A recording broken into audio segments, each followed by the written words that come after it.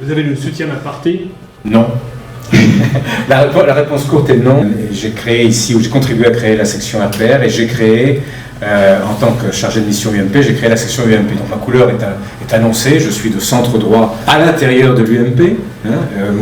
Mon suppléant est un membre du Parti radical, historiquement, qui est un Canadien, qui s'appelle Marc Cormier, qui réside à Toronto.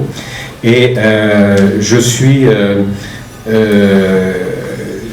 actuellement en...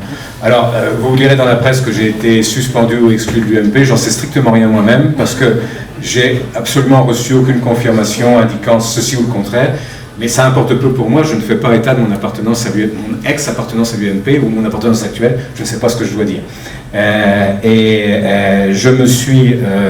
J'ai maintenu ma candidature en dépit de la nomination de M. Frédéric Lefebvre, secrétaire d'État à beaucoup de choses, qui affirme avoir pour lequel j'ai beaucoup de respect par ailleurs, mais que j'estime, pour toutes les raisons que j'ai énoncées précédemment, avec la proximité des problèmes des Français de l'étranger, etc., que j'estime ne pas être qualifié pour le poste.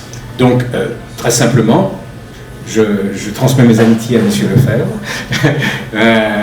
dont je ne mets pas en doute la compétence, mais j'estime que c'est la première fois que nous aurons des députés des Français de l'étranger.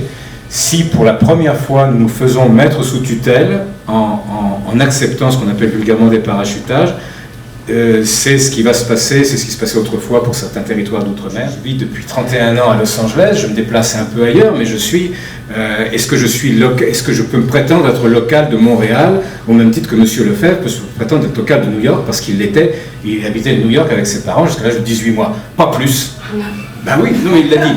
Donc pas plus, mais j'ai simplement l'honnêteté de dire, non, je ne suis pas local de Montréal. J'apprends beaucoup au contact. Je vois M. Jacques Palmieri, ancien représentant des Français, élu au CSFE, représentant des Français de Montréal, qui est un très bon ami à moi, qui m'apprend beaucoup sur Montréal. Je m'intéresse à Montréal par lui et par d'autres biais, et je m'intéresse à... Bon, et de la même façon, n'importe quel élu d'Amérique du Nord sera nécessairement un élu d'une certaine localité d'Amérique du Nord.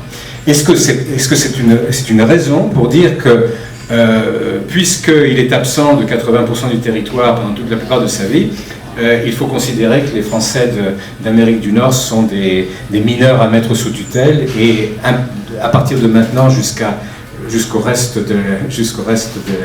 pour les siècles des siècles, il faudrait expliquer aux Français d'Amérique du Nord quels sont leurs besoins, et que leurs besoins leur soient expliqués par quelqu'un qui n'a jamais mis les pieds ici. Je ne le crois pas. Je crois que même si la vie à Montréal est différente de celle de Los Angeles, eh bien un jour, il y aura un député de Montréal qui représentera les Français de Los Angeles, il y aura un député de Toronto, un député de tout ce que vous voulez, comme il y a pour représenter le Limousin, il y a des gens qui viennent de Limoges Nord ou de Limoges Sud, et puis de temps en temps on en parachute. La belle affaire.